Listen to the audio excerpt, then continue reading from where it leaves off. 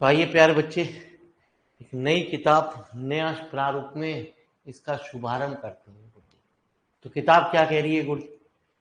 किताब है आपकी एब्स्ट्रैक्ट अलजेब्रा के नाम से गुरुजी।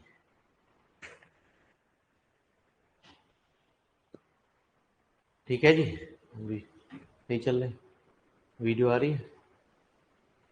तो आइए, एब्स्ट्रैक्ट अलजेब्रा आपकी एक किताब है, उसके अंदर हमारा क्या टॉपिक हम पढ़ने जा रहे हैं, नॉर्मल सब group and give one example. तो थोड़ा सा टॉपिक हमारा हल्का फुल्का सा प्यारे बच्चे बीएससी से रिलेटेड चल रहा है, ठीक है जी, लेकिन थोड़ा अलग हटके। नॉर्मल सब ग्रुप आपने वहां भी पढ़ा गुरु जी, पहले थोड़े से इसके दर्शन कर लो गुरु जी, है ना जी, क्योंकि ये जरूरी है आपके दर्शन। थोड़ा बहुत ही इसमें सेम है, आपको इसमें एक्स्ट्रा थ्योरम भी आपकी डिमांड पे डाली जाएंगी। ऐसा तो कुछ नहीं है जी मैं इसमें एक्स्ट्रा, जो चीज है वही सफिशिएंट है। आप कहते हो नहीं जी मुझे कुछ एक्स्ट्रा नॉलेज भी चाहिए, एक्स्ट्रा भी पढ़ना, मुझे लगता है कि ये वाली भी थ्योरम आ जाएगी, तो वो चीज आप ऑलरेडी बीएससी पढ़ चुके हो। मैंने तो अकॉर्डिंग टू सिलेबस के अकॉर्डिंग आपकी बात करी है गुरु जी आपकी, ठीक है जी। अब अकॉर्डिंग टू सिलेबस के अकॉर्डिंग जो बात करी गई है सवाल के अंदर, ये 7 तक तो कुछ कुछ बातें एज इट इज है। अब ये थोड़ा सा 2023 में दोबारा एज इट इज थ्योरम आई हुई है गुरु जी आपके, ठीक है, तो उसको मैंने ये पुराने ईयर आपके मेंशन है ही है इसमें। यहाँ से आगे ये जो प्रवेश कर जाएगी गुरु जी, वो अलग कुछ रूप में प्रवेश कर जाएगी। ये 9th के बाद जो क्वेश्चन हो जाएंगे गुरु जी, वो हमारे बिल्कुल नए हो जाएंगे शुरू। फिर हमारा कोई बीएससी से रिलेटेड कोई आमना सामना नहीं रहेगा, लेकिन कई थ्योरमों का बीच में यूज होता रहेगा गुरुजी, उनकी एक एक लाइनों को यूज करना, हमें वो लाइन लिखवाई जाएंगी। आप क्या होते हो थ्योरम का डिटेल हमें समझ नहीं है, तब हम पढ़ समझ पाएंगे। तो यहाँ से गुरुजी आपको किताबों में बड़ी मुश्किल है गुरुजी ढूंढना गुरुजी, मेरे को ढूंढने में बड़ी दिक्कत हुई। State and proof second law of isomorphism, state proof third law of iso, ये कहीं नहीं है आपकी बीएससी किताब, खोल के भी देख लेना गुरुजी। यहाँ से हमारा सारी किताबें, इस किताब के अंदर 80% सिलेबस उसने चेंज कर दिया, लेकिन थोड़ा बहुत फंडामेंटल सिखाने के लिए, हम थोड़ा बहुत टॉपिक को करने के लिए, थोड़ी बहुत बातों को यूज करने के लिए, तो हम उस बात पे तो लेके चले जो फंडामेंटल जरूरी है जी आपको, ठीक है, तभी तो हम बात बढ़ पाएंगे। अब आपको पता चला ग्रुप ही नहीं पता गुरु जी, ठीक है जी। अब ग्रुप वाली बात, कॉलेज में आपको ग्रुप पढ़ाया जाएगा गुरु जी, ठीक है जी, कॉलेज में आपको इंटरनल में ग्रुप ही ग्रुप पढ़ाया जाएगा, उसके बाद नॉर्मल सब ग्रुप पढ़ा दिया जाएगा, उसके बाद रिंग पढ़ाया, बाकी ये टॉपिक को कह दिया जाएगा स्वयं कर लें, है ना जी, ये स्वयं कर लें गुरु जी, क्योंकि हम बेटा पहले फंडामेंटल, बाकी तो तुम जानते हो, उसी तरीके से आगे बात सारी सारी हो जाएंगे। तो सारे क्वेश्चन प्यारे बच्चे इसमें ईयर, क्योंकि मैंने क्या बताया 80% प्यारे बच्चे सिलेबस चेंज है, 20 है ना जी, पुराना चीज वही चीज सेम है। तो जो चीज मेरे को ईयर वाइज मिली पुराने ईयरों में, तो मैंने उनको मेंशन कर दिया, नहीं मिली तो क्या करूँ जी, 80% पुरानी चीज जो मिल रही है उनको मैंने मेंशन कर दिया, तो उन पे ईयर है, बाकी क्वेश्चनों पे ईयर नहीं है। तो शुरुआत करते हैं सबसे पहले, क्या जी हमारे नॉर्मल सब ग्रुप, हेडिंग डाले नॉर्मल सब ग्रुप क्या होता है सवाल के अंदर। तो नॉर्मल सब ग्रुप की आपने कुछ मेन कंडीशन पढ़ी है गुरु जी, ठीक है जी। ये थ्योरम, ये जरा बुक जरा थोड़ी सी अलग हटके है गुरु जी, मैंने क्या कहा, हर सेमेस्टर में आपको आगे आगे धीरे धीरे आपको इसका एहसास होगा गुरु जी, अभी नहीं एहसास होगा, ठीक है जी। आपको कोई उल्टे सीधे मिल भी जाएंगे तो गुरु जी आगे चल के ऐसे चीज भी आएंगी जिनके चैप्टर कुछ मतलब ही ना है गुरु जी, उनका मतलब ही ना है गुरु जी, उनका कुछ मटेरियल आपको मिलेगा भी नहीं, कलेक्ट भी नहीं कर पाओगे, वो आगे आगे की बात है। तो चलिए हेडिंग डालें, फिलहाल अपना पढ़ सिलेबस को स्टार्ट करें, फालतू की बातें कम करें। चलिए, तो सबसे पहले हम बात करते हैं क्या, नॉर्मल सब। देखिए तो प्यारे बच्चे, जरा सी नॉलेज आपको बता दूं कि एक ग्रुप होता है उसे जी से नोट करते हैं, और सब ग्रुप होता है प्यारे बच्चे उसे हम एस से नोट करते हैं। तो कहते हैं जैसा ग्रुप होता है वैसे ही हमारा सब ग्रुप होता है, जिस कंपोजिशन के लिए आपने उसे ग्रुप ग्रुप किया, बाइनरी ऑपरेशन जिसके भी आपने उसे लिया, वही कंपोजिशन इसके अंदर भी होल्ड करती है, सब ग्रुप के अंदर भी, मतलब सवाल के अंदर यदि एडिशन है तो एडिशन के रिस्पेक्ट में बात चलेगी, ज्यादातर इसमें सवालों के अंदर मल्टीप्लिकेशन की बात चलती है। तो मल्टीप्लिकेशन की बात है तो मल्टीप्लिकेशन की एच एक सब ग्रुप कहलाएगा, मतलब ग्रुप को प्रॉपर्टी प्रूव में 4 प्रॉपर्टी होती है, सब ग्रुप को प्रूव करने के लिए 4 प्रॉपर्टी होती है। तो इसमें नॉर्मल सब ग्रुप में सबसे पहले लिखा जाता है ए सब ग्रुप, ठीक है। तो पहले आपको ये पता होना चाहिए सब ग्रुप क्या होता है सवाल के अंदर, है ना जी। हाँ, a subgroup H of a group D is said to be normal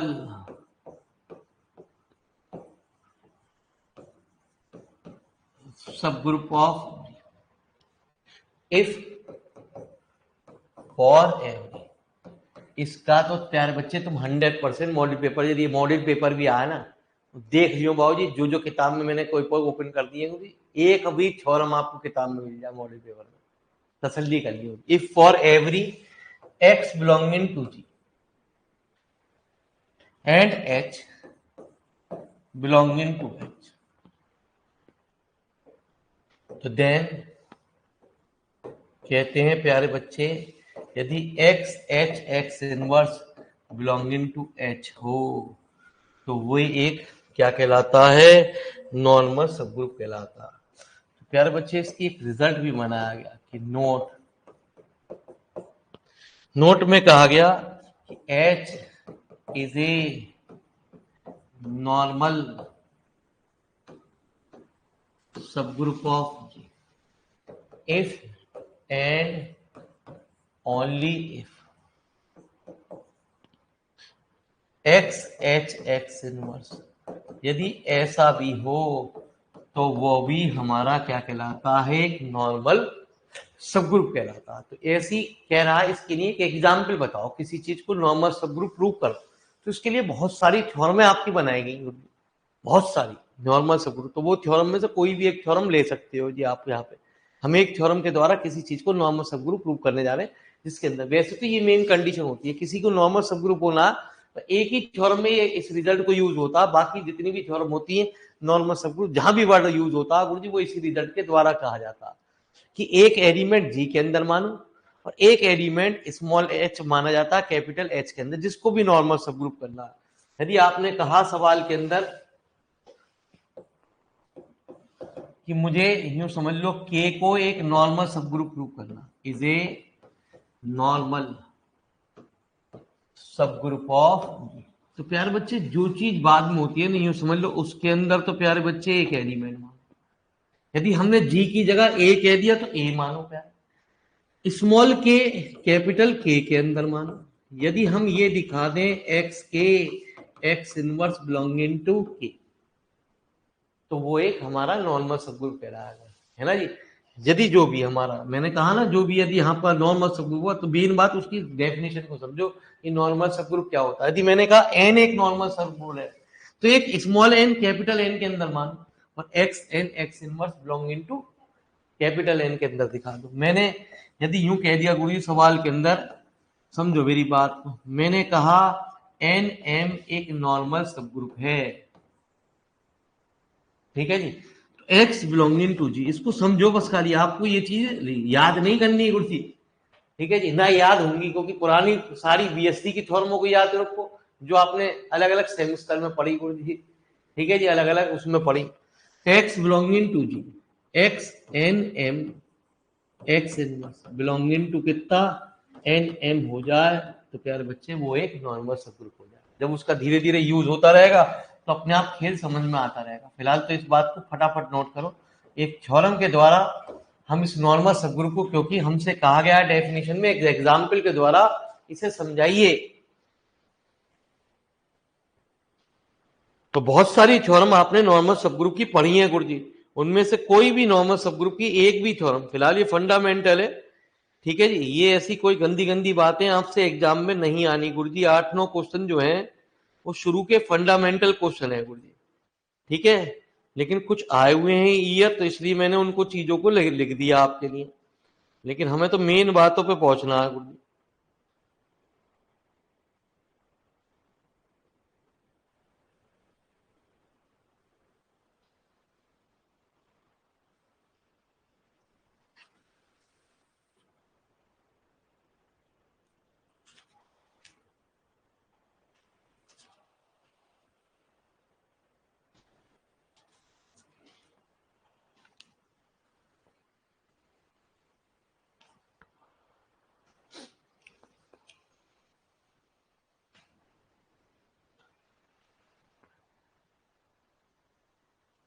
तो लेक्चर प्यारे बच्चे बड़े होंगे, ठीक है जी, थ्योरमों का प्रूफ होगा, कभी कभी कोई कोई थ्योरम तो इतने पेज की होगी जो 4-4 पेज के करीब आसपास होगी गुरुजी, इसमें बहुत बड़ी बड़ी थ्योरमों का है ना जी ये। और मेरे मालिक कुछ थ्योरम्स ऐसी होंगी कि एक दिन में 2 ही थ्योरम हो पाएंगे। तो थ्योरेटिकल पोर्शन है, पूरा अंग्रेजी है, मैथमेटिकल काम इसमें नहीं है कुछ भी गुरुजी। मतलब यूं समझ लो, वैसे प्रॉपर्टी जहां करी जाती है क्लोजर, यहाँ जो हेडिंग लिखती है मेरे मालिक, वो मेरे मालिक एक मैथमेटिकल काम ही कहा जाता है। जहां हेडिंगों से काम नहीं चलता, वहां एक थ्योरेटिकल पोर्शन शुरू होता। तो फटाफट इस बात को लिखो जी और आगे बढ़ते हैं। तो इसने कहा है पहले सवाल के अंदर एक एग्जाम्पल बताइए नॉर्मल सब ग्रुप का। तो उसे दिखाने के लिए हमें एक थ्योरम प्रूव करनी पड़ेगी। बहुत सारी थ्योरम हमने आपको पीछे कराई है।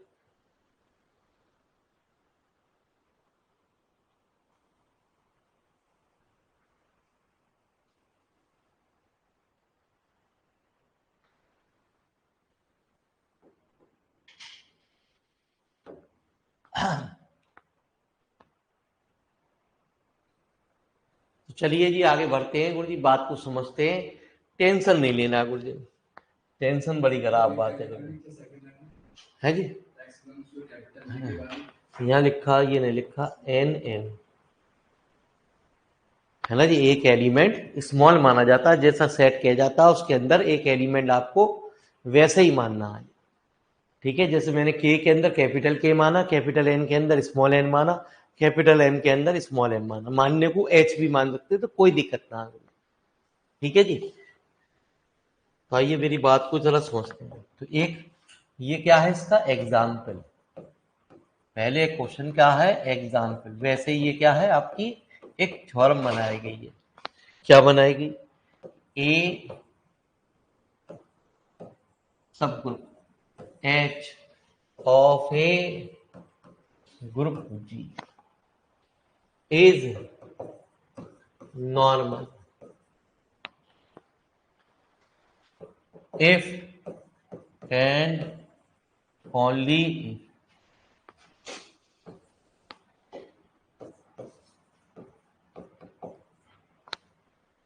क्या बच्चे, X H x inverse equal to H for all x belonging to.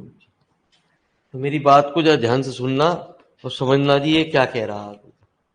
ठीक है जी, ये कह रहा है कि यदि ये ऐसा ये है तो हमें एच को एक नॉर्मल सब ग्रुप करना। जब इफ एंड ओनली वाली बात होती है तो कहते हैं पहले बाद वाले पार्ट को लेके पहले वाले पार्ट को प्रूव कर दो। ऐसा कंपल्सरी नहीं है गुरुजी, लेकिन कहा यही जाता कि पहले ये ले लो और एच को एक नॉर्मल सब ग्रुप दिखा दो, और जब एच एक नॉर्मल सब ग्रुप है तो हमें ये कंडीशन को दिखा दो। तो आइए जरा मेरी बात को ध्यान से सुनना, लिखना बात, मेरी बात ध्यान से सुनते रहो। खेल धीरे धीरे अपने आप ही दिमाग की बत्ती जलाएगी आपको, किसी से आपको पूछने की जरूरत नहीं पड़ेगी। ठीक है, मैंने भी आपको बताया क्या कि let x H x inverse equal to कितना, for all x belonging to prove that H is a normal subgroup of. तो मैंने अभी आपको एक नोट में बात लिखवाई, it is sufficient to prove that x h x inverse is a subset of h for all x belonging to। अभी normal note में यही तो बताया है ना, यही तो लिखवाया जी मैंने आपको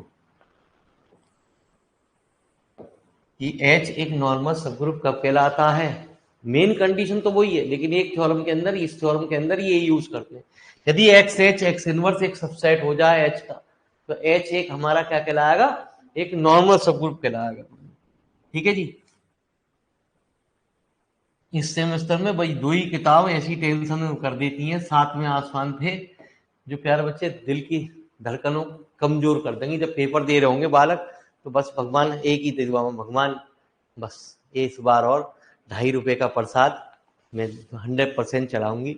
ठीक है, दोनों का मिला के 5.25 का, एक मॉडर्न एल्जेब्रा और एक टोपोलॉजी है ना जी। इसको तो निकाल दे, बाकी 2 पड़ोसी करके ही आएगा, 2 पड़ोसी की निकल गई, कोई दिक्कत ही ना आ गई। चलो जी, भगवान उनके भगवान भी सुने जी। आ जाओ मेरे मालिक, मेरी बात को जरा ध्यान से सुनते हुए बढ़ते हैं जी। अब क्या कह रहा है गुरु जी वो सुनिए। मैंने भी आपको ये कहा कि आप जानते हो प्यारे बच्चे, ये रफ वर्क है, ये आपको समझाने के लिए लिखा जा रहा है।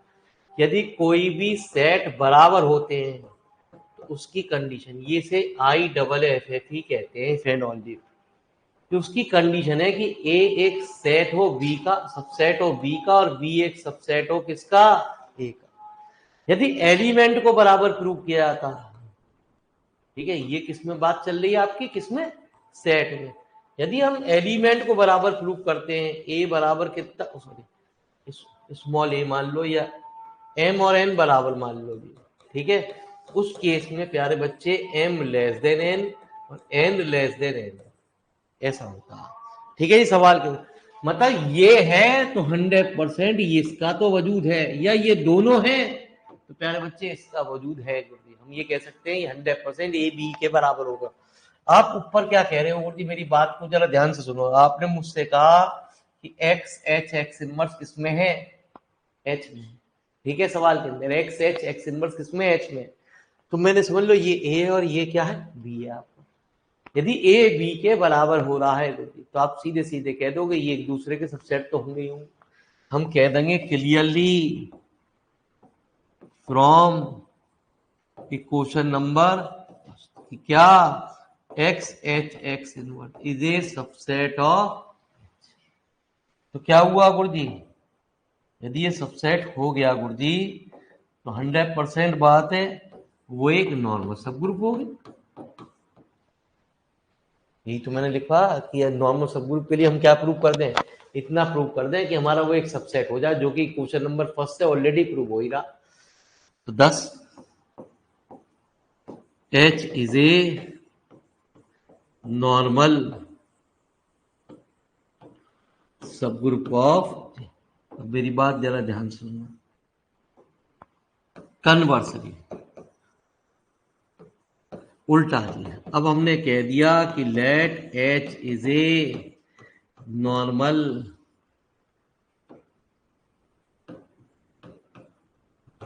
सब ग्रुप ऑफ, H जो है वो नॉर्मल सब ग्रुप है। तो by definition of normal subgroup, normal subgroup की डेफिनेशन क्या होगी कि x H x inverse is a subset of H for all x belonging to, ठीक है गुरु जी, for all x belonging to. मेरी बात ध्यान से सुनो, हमें क्या प्रॉपर्टी प्रूव करनी है, हमें तो ये प्रॉपर्टी प्रूव करनी है to prove that X H x inverse equal to H, H के बराबर, ये इसका सबसेट हो गया। अभी मैंने आपको बताया यदि हम उल्टा और प्रूव कर दें तो हमारा इक्वेशन नंबर फर्स्ट और सेकंड से तुरंत कह देंगे कि एक्स एच एक्स इनवर्स किसके बराबर हो गया, एच, है ना जी। तो सुनो, it is sufficient to prove that, क्या प्यारे, H is a subset of X H X. यदि ऐसा हो जाए तो हमारा रिजल्ट प्रूव हो जाएगा for all x belonging to. तो प्यारे बच्चे, मैं कुछ आपको समझाने के लिए कुछ रॉन्ग कर रहा हूँ। क्या कर रहा हूँ जी, रॉन्ग कर रहा हूँ। क्यों कर रहा हूँ, आपको समझाने के लिए।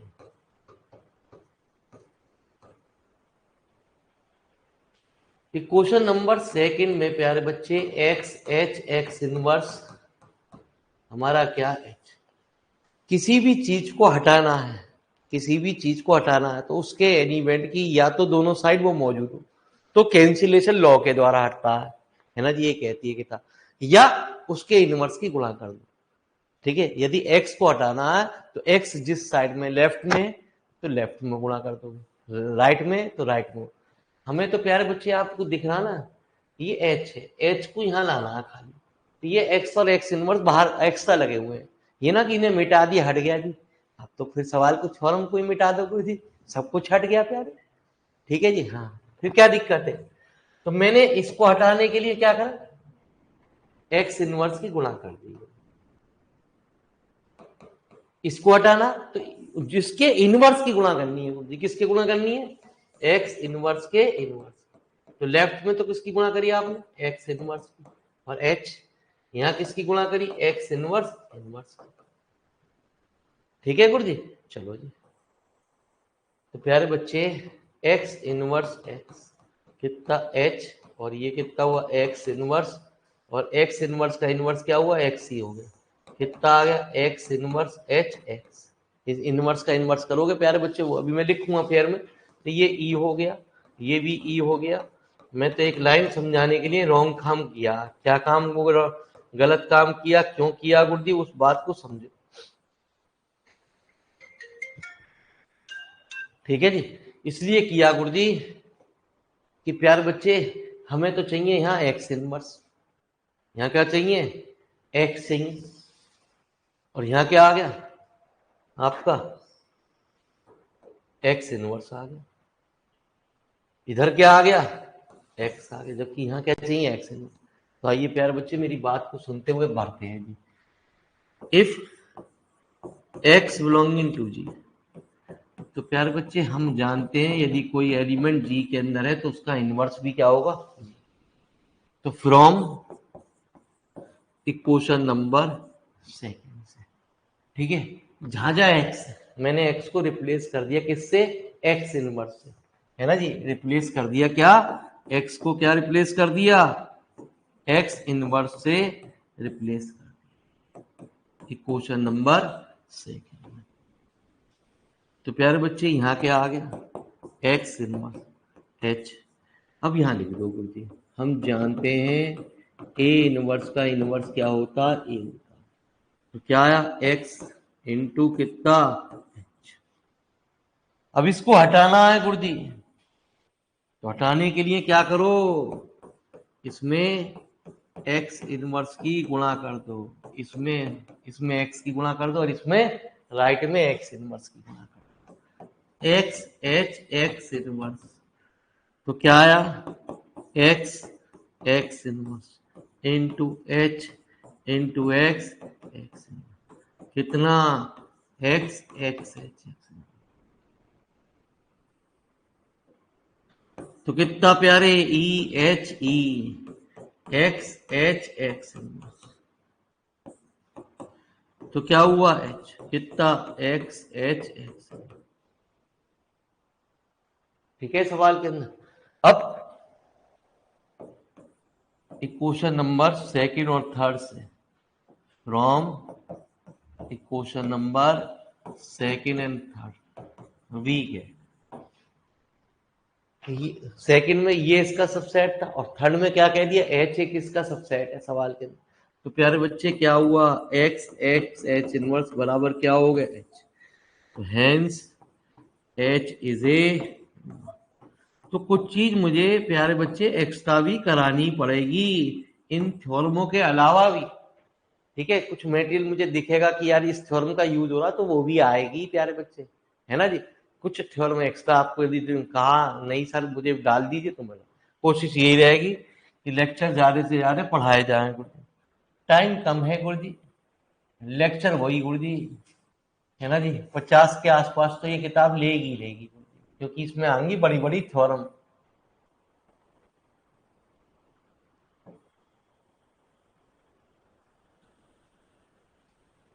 तो लिखो जी फटाफट।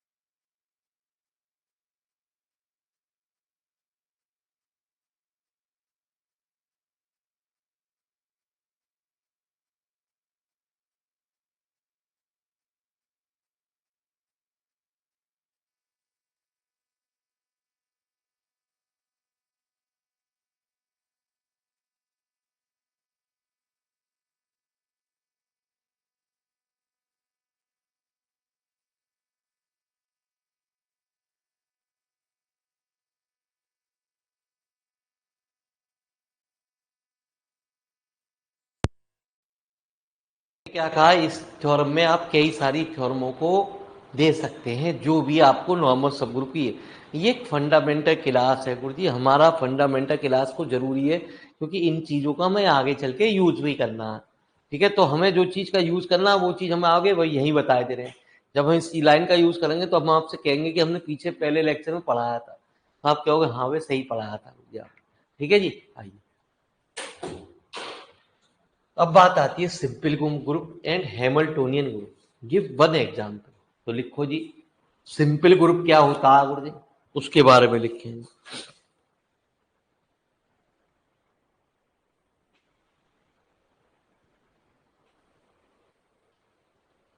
ठीक है, दोनों चीज की डेफिनेशन पहले लिखें फिर एग्जाम्पल के बारे में करते हैं।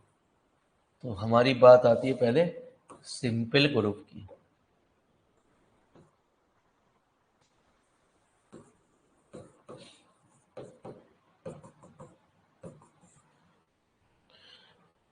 तो a group G not equal to e, मतलब एक सेट, ये हमारा एक सिंगलटन सेट को डिनोट किया जाता है जिसमें ऐसा एलिमेंट कहे जाते हैं, एक ही एलिमेंट कहा जाता है सवाल के अंदर। तो कहता है वो आइडेंटिटी एलिमेंट ना हो, ठीक है, कुछ भी हो सवाल के अंदर आइडेंटिटी ना हो, इज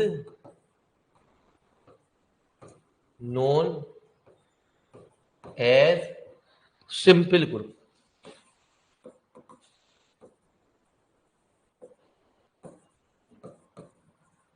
मतलब ये एक डेफिनेशन ऐसी होती है, किसी भी थ्योरम के साथ एक नंबर की डेफिनेशन पूछ ली होगी या दो डेफिनेशन लिख ली पूछ लिया आपने, वो सिंपल ग्रुप भी पूछ लिया, हैमिल्टोनियन ग्रुप भी कह, एक एक नंबर की दोनों डेफिनेशन एक एक लाइन की, ये रिजल्ट है उसका। If it has no proper normal सम।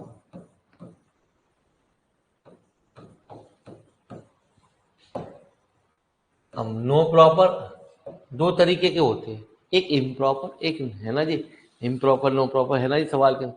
उसमें कहते हैं सेट के अंदर वही एलिमेंट जो सेट में खुद जो बात करी जा रही है वो अपने आप में ही खुद, या सिर्फ सेट के अंदर एक ही एलिमेंट हो वो हमारा आइडेंटिटी एलिमेंट हो।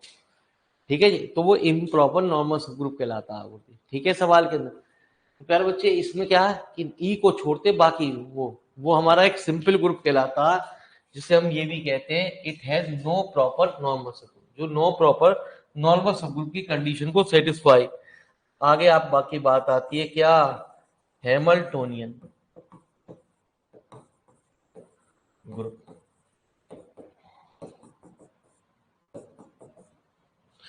ए non abelian group.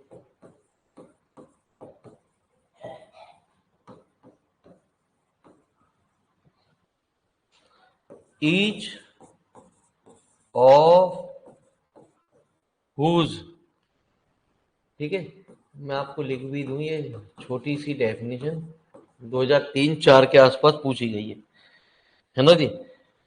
Each of whose सब group is normal is said to be Hamiltonian group.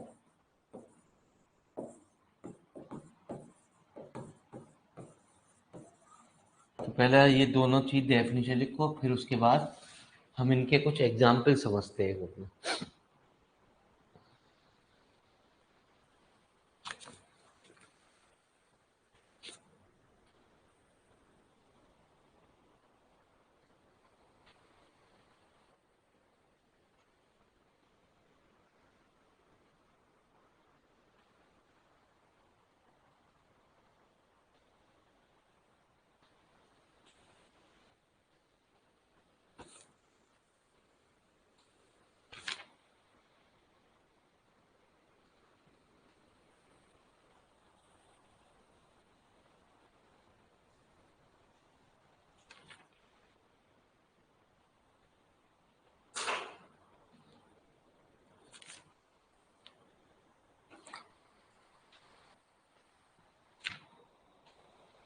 पुरानी किताब को भी आप कंपेयर करके देख सकते हो गुरु।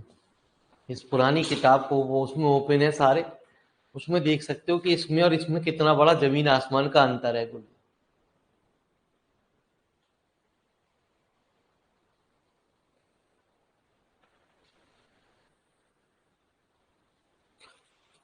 तो आइए प्यारे बच्चे, ऊपर वाले रिजल्ट का ही नीचे वाले रिजल्ट का, ऊपर वाले रिजल्ट का एग्जाम्पल होता है, नीचे वाले का कोई एग्जाम्पल भी नहीं है गुरुजी, है ना जी।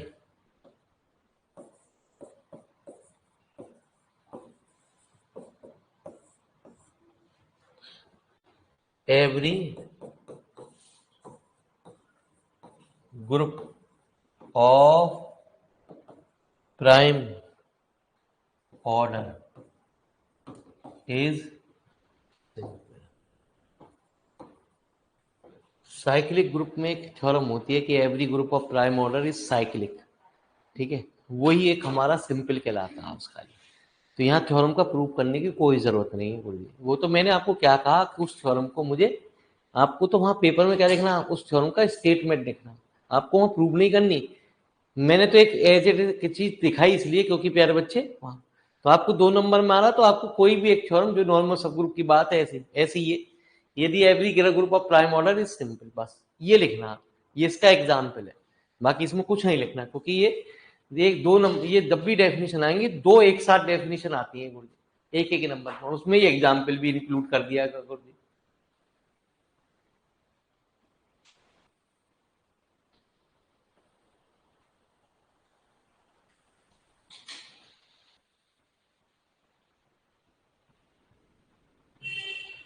तो यहां से तो प्यारे बच्चे इसका फंडामेंटल शुरू हुआ, ये तो चीज आपकी फंडामेंटल है। अब हम इसमें आगे मेन टॉपिक की ओर बढ़ते हैं, ठीक है जी। ये तो हमने सारा चीज प्रीवियस पढ़ी, हमारा जो सिलेबस शुरू हुआ गुरुजी, उसने कहानी में ट्विस्ट करा गुरुजी, ठीक है जी।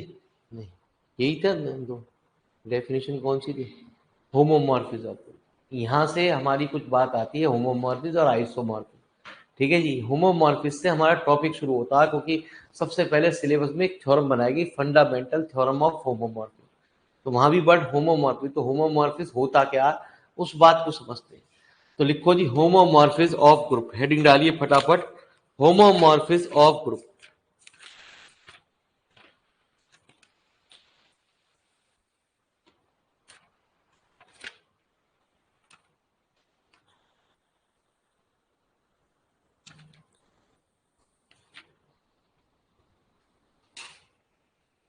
है ना जी। चलिए गुरु जी, हमारी बात को सुनते हुए बढ़ते हैं।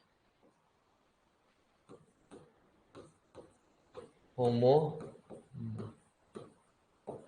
तो पहले भी आपने पढ़ा था, होमोमॉर्फिक जो बात चलती है गुरुजी, वो 2 ग्रुपों के अंदर चलती है। क्या चलती है, 2 ग्रुपों के अंदर बात चलती है सवाल के अंदर, या 2 सेट कहते हैं सवाल के अंदर। वो हमारा एक होमोमॉर्फिस की बात को, कुछ कंडीशन को कहते हैं सवाल के अंदर। तो कहता है, सुनो, लेट जी बड़ा, एक हमने वैसी जनरल में मान लिया ए बी सी, इस तरीके के एलिमेंट है, बी ए ग्रुप, दोनों के दोनों ग्रुप होने चाहिए विद रेस्पेक्ट टू, WRT को कहते हैं with respect to binary operation,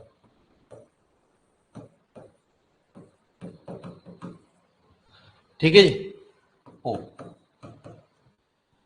and, मतलब यूं समझ लो, ये एक एडिशन की तरह एक ओ एक ऑपरेशन काम कर गया सवाल के।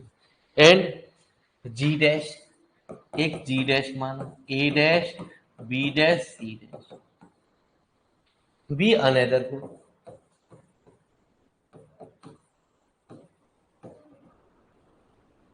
with respect to binary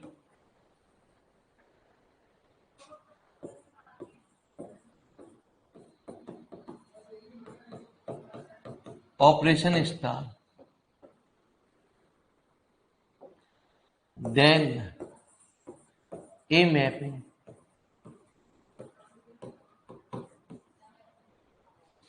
f of g onto g dash is said to be homomorphism.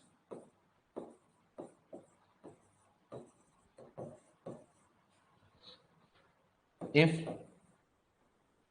है ना जी, एफ ए ओ बी बराबर कितना, f a star a for all a और बी पहले वाले में बिलोंगिंग टू, जो इमेज टाइप के एलिमेंट होते हैं, एफ ए टाइप के एलिमेंट होते हैं, वो जी डैश के अंदर कहे जाते हैं।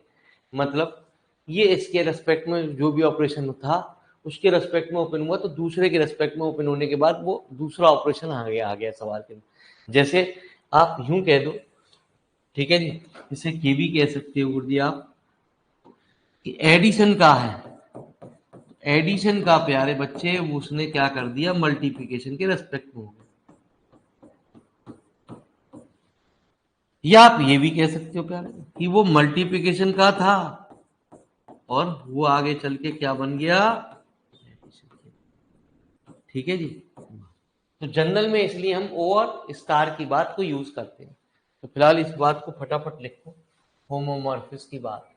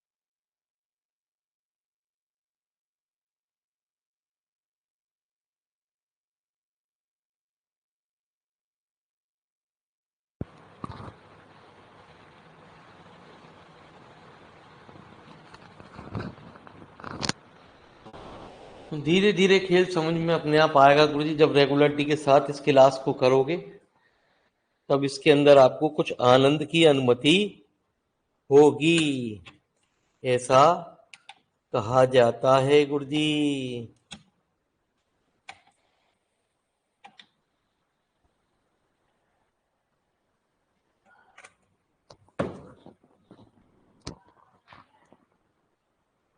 ठीक है जी, तो कल आपसे फिर मिलते हैं, ठीक है जी, तो कल तक के लिए नमस्कार।